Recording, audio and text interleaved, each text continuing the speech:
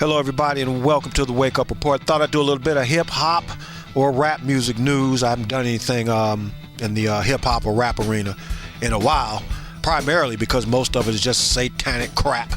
Anyway, I pretty much, whenever I dealt with rap music, it was always the devil's favorite music claims another victim.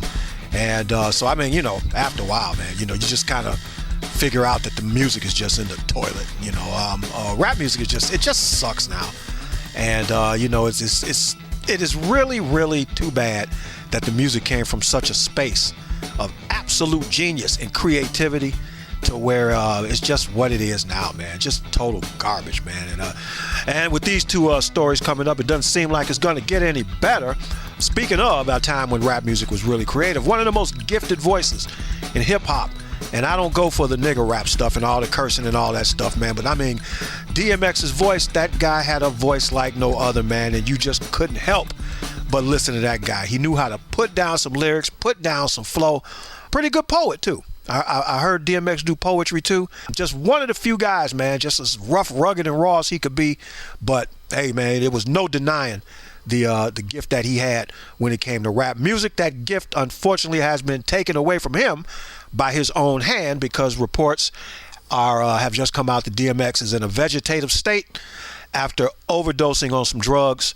And I don't know, looks like it's going to bring a sad ending to a long and controversial career that this artist has had. DMX has been in and out of trouble since his career, man. You know, so I mean, arrest for child support, faking an airplane or airline, DEA or something. He faked the officer of the law or something like that, man. But I mean, just all kind of things, man. And it's just a sad statement on somebody that had such promise as a talent, not only in music but in movies.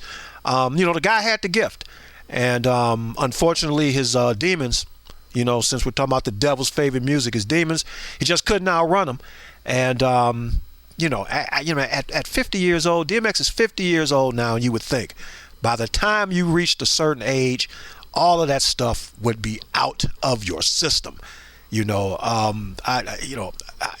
OD on women, that's what I say. If I had that much fame, that much exposure and fame and success, if I'm gonna OD on anything, I'm gonna OD on too much sex, too many women or something like that, But just at 50 years old, you're still out there taking drugs and still out there just living that kind of reckless life that doesn't get anybody anywhere. I cannot understand how young rappers, I'm not young up and coming rappers, you see the blueprint of failure ahead of you, and you run to that blueprint of failure like a moth to a hot flame. I don't get it.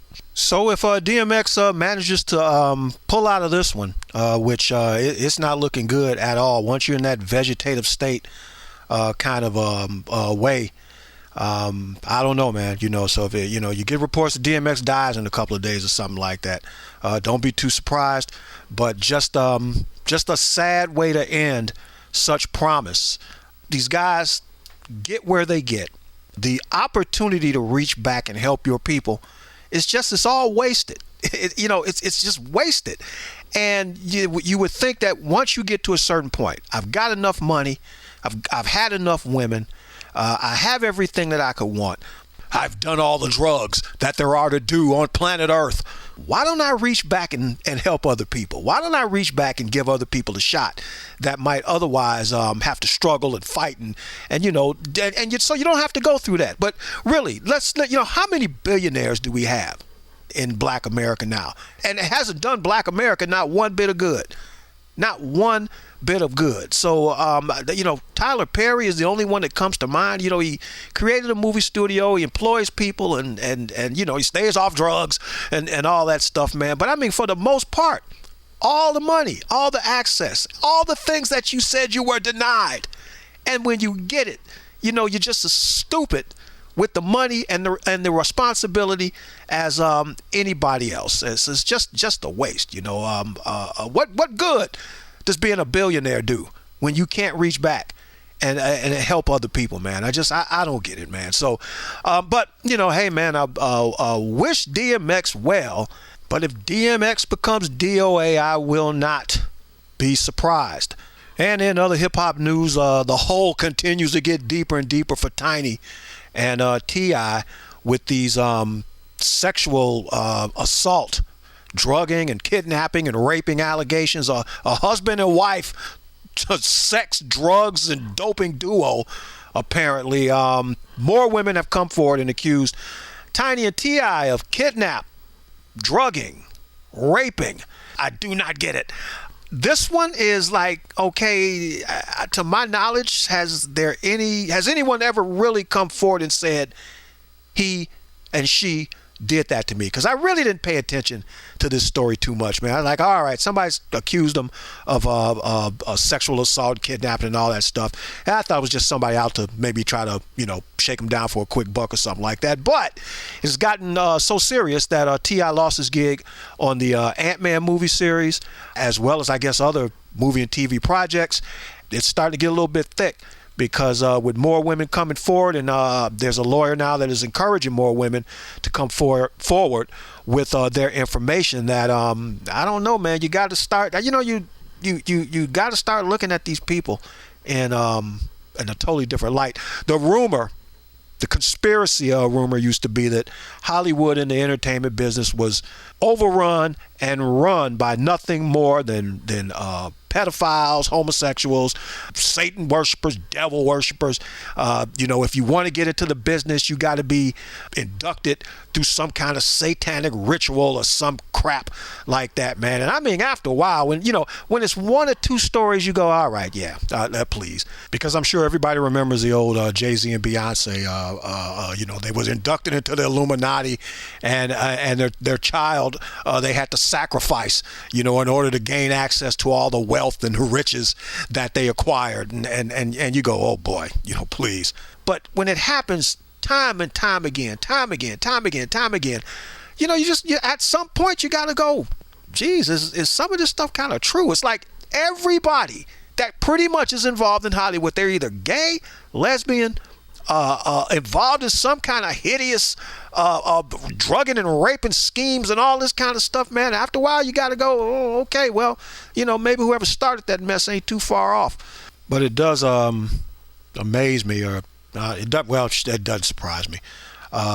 These days, black people talk so much about how people treat them, and turns out that you're no different than the people that you claim have been mistreating you. You get access to the same stuff, you do the same thing, you get access to the same amounts of money, you're just as greedy, just as manipulative, just as corrupt. You only start boo-hooing and screaming when it doesn't go your way. But other than that, you're proving yourselves to be no different than the people that you say are the ones that are oppressing you and mistreating you and all that stuff, man. So really, Black America, you are beginning to run out of excuses.